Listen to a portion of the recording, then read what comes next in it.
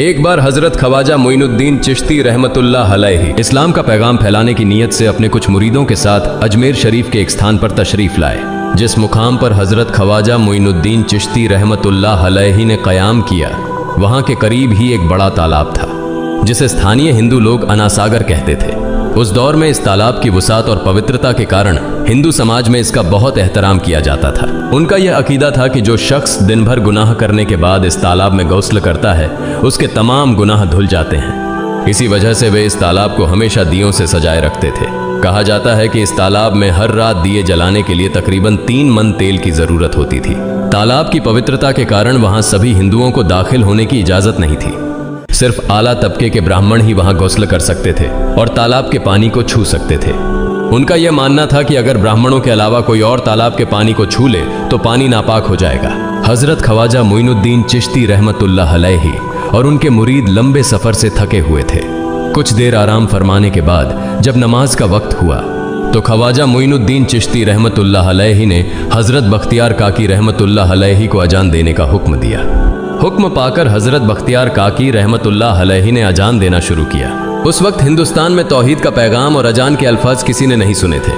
जब लोगों ने पहली बार अजान के अल्फाज सुने तो उनके दरमियान हलचल मच गई। लोग अपने घरों से बाहर आकर एक दूसरे से कहने लगे, ये फकीर लोग कहाँ से आ गए और ये क्या पढ़ रहे हैं। अजान खत्म होने के बाद हजरत ख्वाजा मोइनुद्दीन चिश्ती रहमतुल्लाह अलैहि और उनके साथियों ने अनासागर तालाब पर जाकर वुजू करना शुरू किया। जब हिंदू पुजारियों ने देखा कि एक अजनबी दरवेश उनके मखसूस तालाब का इस्तेमाल कर रहा है तो उनके दिल में गुस्से की आग भड़क उठी। एक पुजारी बोला, यह दरवेश कहां से आ गया? बिना हमारी इजाजत के इसने हमारे पाक तालाब को हाथ लगा दिया। हम इस तालाब को कितना मुकद्दस मानते हैं और इन मुसाफिरों ने इसे नापाक कर दिया है। इसका कोई हल निकालना ही होगा। इसके बाद हजरत ख्वाजा मोइनुद्दीन चिश्ती रहमतुल्लाह अलैहि ने तमाम साथियों के साथ मिलकर जमात के साथ नमाज अदा की। लोग ये मंजर देखने लगे और कहने लगे, ये तो कोई अजीब फकीर है। हमारे मंदिरों में सब देवी देवता मौजूद हैं और ये उनकी इबादत न करके किसी नए खुदा की इबादत कर रहा है। अगर मंदिर के बाहर भी कोई खुदा है तो उसे भी मंदिर में रखा जाना चाहिए ताकि लोग उसकी भी पूजा कर सकें। शाम ढलने लगी। शाम होते ही राजा पृथ्वीराज के ऊंटों के चरवाहे अपने ऊंट लेकर उस जगह पहुंचे। इत्तेफाक से हजरत ख्वाजा मोइनुद्दीन चिश्ती रहमतुल्लाह अलैहि उसी जगह पर तशरीफ फरमा थे जहां आमतौर पर राजा के ऊंट आराम किया करते थे। चरवाहों ने देखा कि एक दरवेश का काफिला उनके मुकाम पर आकर बैठा है। उन्होंने हजरत ख्वाजा मोइनुद्दीन चिश्ती रहमतुल्लाह अलैहि और उनके साथियों से कहा, अरे फकीर बाबा, आप कहां से तशरीफ लाए हैं और यहां आकर बैठ गए? क्या आपको मालूम नहीं कि यहां रोजाना राजा पृथ्वीराज के ऊंट आराम फरमाते हैं? राजा के ऊंट यहां आराम करते हैं। ये जानते हुए भी आपने यहां बैठने की जुर्रत कैसे की? हजरत ख्वाजा मोइनुद्दीन चिश्ती रहमतुल्लाह अलैहि ने उन चरवाहों को नरमी से जवाब दिया, बाबा, हम मुसाफिर हैं और अनजान हैं। हमें मालूम नहीं था कि इस मुकाम पर राजा के ऊंट आराम करते हैं। चूंकि हम पहले ही यहाँ रात गुजारने का इरादा कर चुके हैं। तुम अपने ऊंटों को आज किसी और जगह आराम देने ले जाओ। आसपास बहुत सी जगहें हैं। हजरत ख्वाजा मोइनुद्दीन चिश्ती रहमतुल्लाह अलैहि का जवाब सुनकर पृथ्वीराज के चरवाहे बोले, फकीर की हिम्मत तो देखो, कहता है कि राजा के ऊंटों को कहीं और ले जाएं और खुद यहाँ बैठे रहेंगे। फकीर बाबा, ये तो हरगिज मुमकिन नहीं है। राजा के ऊंट अपने ही मुकाम पर बैठेंगे। यह कहकर चरवाहों ने हजरत ख्वाजा मोइनुद्दीन चिश्ती रहमतुल्लाह अलैहि और उनके साथियों को वहां से उठाने के लिए दुर्व्यवहार करना शुरू कर दिया। हजरत ख्वाजा मोइनुद्दीन चिश्ती रहमतुल्लाह अलैहि बहुत ही सरल स्वभाव के थे। जब उन्होंने देखा कि चरवाहे दुर्व्यवहार कर रहे हैं तो उन्होंने बख्तियार काकी रहमतुल्लाह अलैहि से कहा, बख्तियार, हम यहाँ बैठकर क्या करेंगे? जब राजा के ऊंटों को यहीं बैठाना है तो रहने दो, ऊंट यहीं बैठे, हम यहाँ से जा रहे हैं। यह कहकर हजरत ख्वाजा मोइनुद्दीन चिश्ती रहमतुल्लाह अलैहि अपने साथियों के साथ वहां से चले गए। अगली सुबह जब ऊंटों को फिर से चरागाह में ले जाने का समय आया तो चरवाहे ऊंटों को उठाने की कोशिश करने लगे, लेकिन बार बार कोशिश के बावजूद वे ऊंटों को उठा नहीं सके, क्योंकि अल्लाह के वली हजरत ख्वाजा मोइनुद्दीन चिश्ती रहमतुल्लाह अलैहि ने कहा था कि ऊंट यहीं बैठेंगे। अल्लाह रब्बुल आलमीन ने उनकी यह दुआ कबूल कर ली थी और ऊंटों को आदेश दिया था कि जब तक मोइनुद्दीन चिश्ती खुद नहीं कहेंगे तब तक वे यहीं बैठे रहेंगे। इसके बाद चरवाहे ऊंटों के न उठने का कारण जानने लगे। उनमें से एक नेक चरवाहा था जिसने कहा, क्या तुम्हें याद है कि हमने कल यहाँ से एक दरवेश को उठाया था? जाते जाते उन्होंने कहा था कि हम जा रहे हैं, राजा के ऊंट यहीं बैठेंगे। मुझे लगता है कि उनके कहे शब्दों के कारण ही राजा के ऊंट उठ नहीं पा रहे हैं। शायद वह कोई बड़े वली हैं या अल्लाह का कोई अवतार है।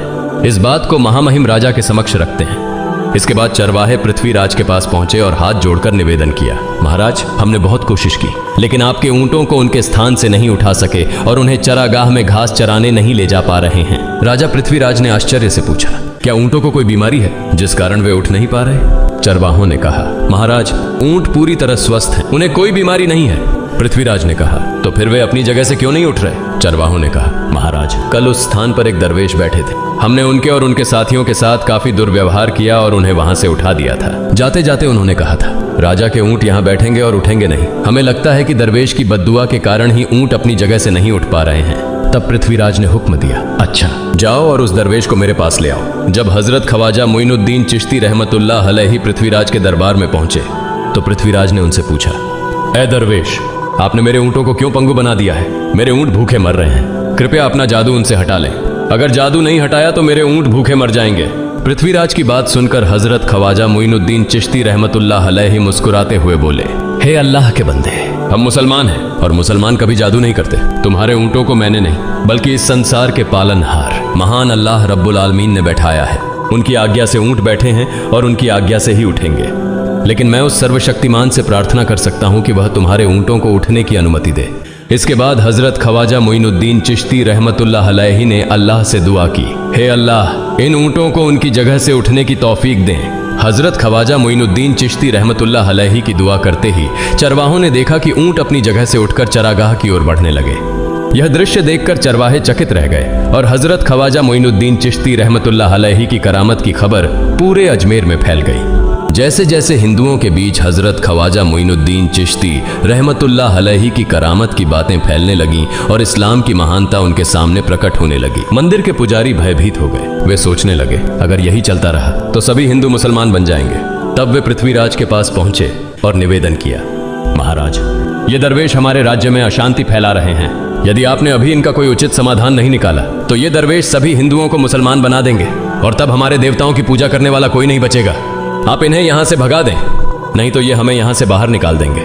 महाराज, हम आपको एक और भयावह बात बताना चाहते हैं। ये दरवेश कहते हैं कि जिन मूर्तियों की हम पूजा करते हैं वे पूजनीय नहीं है। उनका कहना है कि ये केवल निर्जीव पत्थर है जिनमें कोई शक्ति नहीं है। ये साधारण लोगों को इस तरह की बातें बताकर भ्रमित करना चाहते हैं। सबसे आपत्तिजनक बात यह है कि ये दरवेश हर दिन 5 बार हमारे पवित्र तालाब में हाथ लगाकर उसे अपवित्र कर रहे हैं।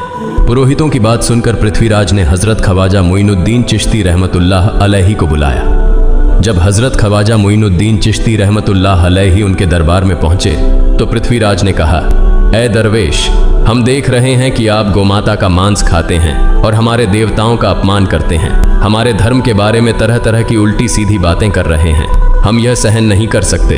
हम यह भी देख रहे हैं कि आप हमारे पवित्र तालाब को अपने अपवित्र हाथों से खराब कर रहे हैं। आप तुरंत हमारे देश से चले जाएं। हजरत ख्वाजा मोइनुद्दीन चिश्ती रहमतुल्लाह अलैहि ने कहा, बाबा, हम लोग तो केवल वुजू करते हैं, नहाते नहीं। अगर पूरी देह के स्पर्श से आपके तालाब का पानी खराब नहीं होता है तो केवल हमारे हाथ और चेहरे के पानी से तालाब अपवित्र कैसे हो सकता है? यह सुनकर पृथ्वीराज ने कहा, वे सभी लोग हमारे धर्म के हैं, जबकि तुम लोग कहीं और से आ गए हो। तुम हमारे धर्म के नहीं हो, इसलिए तुम्हारे हाथ लगाने से हमारा तालाब अपवित्र हो जाता है। तब हजरत ख्वाजा मोइनुद्दीन चिश्ती रहमतुल्लाह अलैहि ने कहा, अच्छा बाबा, हम अब आपके तालाब के पानी को हाथ नहीं लगाएंगे, लेकिन हमें पानी की जरूरत है तो हम चाहते हैं कि केवल एक बर्तन में पानी ले लें। पृथ्वीराज ने कहा, ठीक है, तुम पानी ले सकते हो, लेकिन तुम्हारा बर्तन तालाब में लगे, तुम्हारे हाथ नहीं। अगर तुम्हारे हाथ स्पर्श करें तो हम इसके खिलाफ सख्त कार्रवाई करेंगे। राजा के साथ सहमति के बाद हजरत ख्वाजा मोइनुद्दीन चिश्ती रहमतुल्लाह अलैहि ने अपने मुख्य खलीफा बख्तियार काकी रहमतुल्लाह अलैहि से कहा, बख्तियार, जाओ और राजा के तालाब से एक बर्तन में पानी ले आओ, लेकिन बहुत सावधानी से पानी लेना ताकि तुम्हारा हाथ तालाब के पानी को छू न सके। बख्तियार काकी रहमतुल्लाह अलैहि हजरत ख्वाजा मोइनुद्दीन चिश्ती रहमतुल्लाह अलैहि के आदेश का पालन करते हुए आना सागर से पानी लेने गए। उन्होंने बर्तन को तालाब में डुबोया और उनका हाथ पानी को नहीं छू सका क्योंकि चमत्कारवश पूरा तालाब एक छोटे बर्तन में समा गया। आना सागर पूरी तरह से सूख गया और उसकी तली में केवल सूखी रेत दिखाई देने लगी। जब पुरोहितों ने देखा कि उनके पवित्र तालाब में एक भी बूंद पानी नहीं बची है और वह मरुस्थल की तरह सूख गया है तो वे घबराते हुए राजा पृथ्वीराज के पास गए और बोले, महाराज, यह तो भारी संकट हो गया है। पृथ्वीराज ने पूछा, क्या हुआ? पुरोहितों ने कहा, उस दरवेश ने हमारे पूरे तालाब का पानी ले लिया है। अब हमारे पवित्र तालाब में एक बूंद भी पानी नहीं है। अगर इस तालाब में पानी नहीं होगा तो हम अपने पापों का प्रायश्चित कैसे करेंगे? दूर दूर से हजारों हिंदू लोग इस तालाब में स्नान करने आते हैं ताकि वे अपने पाप धो सकें। अगर पानी नहीं रहेगा तो वे यहाँ आना बंद कर देंगे, जिससे हमारा बड़ा नुकसान होगा और अजमेर की मान मर्यादा मिट्टी में मिल जाएगी। पृथ्वीराज गहरे विचार में पड़ गए। वे हजरत ख्वाजा मोइनुद्दीन चिश्ती रहमतुल्लाह अलैहि के खिलाफ कोई कठोर कदम उठाने से झिझक रहे थे, क्योंकि उन्हें आशंका थी कि अगर उन्होंने दरवेश के खिलाफ सैनिक भेजे और दरवेश ने सैनिकों पर भी जादू कर दिया तो उनकी परेशानी और बढ़ जाएगी। इसलिए उन्होंने कहा, तुम लोग जाओ और उस दरवेश को मेरे पास बुला कर लाओ। मैं देखता हूं कि वह क्या चाहता है। अगर उसकी मांग उचित होगी तो हम उसे मान लेंगे, और यदि उचित नहीं हुई तो हम माफी मांगकर अपना तालाब का पानी वापस ले लेंगे। जब हजरत ख्वाजा मोइनुद्दीन चिश्ती रहमतुल्लाह अलैहि पृथ्वीराज के दरबार में पहुंचे तो पृथ्वीराज ने कहा, ऐ बाबा, आपने हमारे तालाब का सारा पानी ले लिया है। हम अपने पापों का प्रायश्चित कैसे करेंगे? पूरे दिन के पाप हम इस तालाब में स्नान करके धोते हैं। अगर तालाब में पानी नहीं होगा तो हम अपने पाप कैसे धोएंगे? हजरत ख्वाजा मोइनुद्दीन चिश्ती रहमतुल्लाह अलैहि ने उत्तर दिया, देखो बाबा, तुम्हारे पास आना सागर है, पर दुनिया के हर कोने में ऐसा तालाब नहीं है, तो क्या वे लोग अपने पाप कैसे धोएंगे? पापों को धोने की ताकत इस तालाब के पानी में नहीं है। पापों को माफ करने वाला केवल अल्लाह है, जिसने आकाश, धरती और पूरी सृष्टि बनाई है। उसकी इजाजत के बिना एक पत्ता भी नहीं हिलता। इसलिए मैं तुम्हें इस भ्रम को छोड़कर सही राह पर आने की दावत देता हूं। वहां मौजूद हजारों हिंदू हजरत ख्वाजा मोइनुद्दीन चिश्ती रहमतुल्लाह अलैहि की बातें मंत्रमुग्ध होकर सुन रहे थे। इसके बाद उन्होंने कहा, जाओ बख्तियार, जिस बर्तन में तुमने तालाब का पानी लिया था उसे वापस तालाब में डालाओ। बख्तियार काकी रहमतुल्लाह अलैहि हजरत ख्वाजा मोइनुद्दीन चिश्ती रहमतुल्लाह अलैहि के हुक्म से आना सागर में बर्तन का पानी डालने गए। जैसे ही बर्तन का पानी तालाब में डाला, आना सागर फिर से पानी से लबालब भर गया। इस चमत्कार को देखकर वहां मौजूद कई हिंदुओं ने कलमा पढ़कर इस्लाम कबूल कर लिया। यह देखकर हिंदू पुरोहितों और पंडितों की चिंता बढ़ गई। वे पृथ्वीराज के पास गए और बोले, महाराज, यदि अब कोई उपाय नहीं किया गया तो सारे हिंदू मुसलमान हो जाएंगे। पृथ्वीराज ने कहा, मुझे सलाह दो, इस दरवेश का मुकाबला कैसे किया जा सकता है? पुरोहितों ने कहा, यह दरवेश एक बड़ा जादूगर है, इसलिए इसका मुकाबला भी जादू से करना होगा। हमारे बीच एक बड़े पुरोहित और जादूगर रामदेव हैं, उन्हें इसके मुकाबले में भेजें। अगर वह जादू से इसे हरा सके तो हम अपने हिंदू धर्म का गौरव फिर से प्राप्त कर सकेंगे। पृथ्वीराज ने रामदेव को बुलाकर कहा, रामदेव, मैं तुम्हें इस दरवेश को जादू से हराने की जिम्मेदारी दे रहा हूं। अगर तुम उसे हरा सके तो हम अपने धर्म का गौरव फिर से पा सकेंगे। रामदेव ने पृथ्वीराज को आश्वस्त करते हुए कहा, महाराज, आप चिंता न करें, इस दरवेश को हराना मेरे लिए बहुत आसान है। मैं आपके समक्ष हमारे धर्म का गौरव वापस लाकर रहूंगा। इसके बाद रामदेव अपने साथियों के साथ हजरत ख्वाजा मोइनुद्दीन चिश्ती रहमतुल्लाह अलैहि के सामने मुकाबले के लिए पहुंचा। उसने कहा, मोइनुद्दीन, अगर तुम में ताकत है तो मुझसे जादू का मुकाबला करो। मैंने तुम जैसे बहुत से जादूगरों को हराया है। तुम्हें हराना तो मेरे लिए साधारण बात है। हजरत ख्वाजा मोइनुद्दीन चिश्ती रहमतुल्लाह अलैहि ने उसकी बातों का कोई जवाब नहीं दिया। रामदेव ने देखा कि हजरत ख्वाजा मोइनुद्दीन चुप हैं, तो उसने गाली गलौज करना शुरू कर दिया। जब रामदेव अपनी हदें पार कर गया तो हजरत ख्वाजा मोइनुद्दीन ने उसकी आंखों में देखते हुए कहा, रामदेव, तू चिल्ला रहा है, लेकिन मैं तेरे माथे पर ईमान की रोशनी देख रहा हूं। हजरत ख्वाजा मोइनुद्दीन चिश्ती रहमतुल्लाह अलैहि की यह बात सुनते ही रामदेव कांपने लगा, और उसी क्षण अल्लाह रब्बुल आलमीन ने उसके दिल में ईमान की रोशनी डाल दी। रामदेव हजरत ख्वाजा मोइनुद्दीन चिश्ती के चरणों में गिर पड़ा और बोला, हे अल्लाह के वली, मैंने आपके साथ बहुत बेअदबी की है, मुझे माफ करें और मुझे कलमा पढ़ाकर इस्लाम की राह दिखाएं। हजरत ख्वाजा मोइनुद्दीन चिश्ती रहमतुल्लाह अलैहि ने रामदेव को कलमा पढ़ाया और उनका नाम रखा मोहम्मद सादिक। इतिहास बताता है कि बाद में रामदेव मोहम्मद सादिक के रूप में एक बड़े अल्लाह के वली बन गए। प्रिय पाठकों, सोचें, जो रामदेव हजरत ख्वाजा मोइनुद्दीन चिश्ती को पराजित करने आए थे, वही अब उनके हाथ में हाथ देकर इस्लाम की शांति की छांव में आ गए। यह अल्लाह रब्बुल आलमीन का चमत्कार और शक्ति है, जो जिसे चाहे हिदायत दे सकता है। आमीन।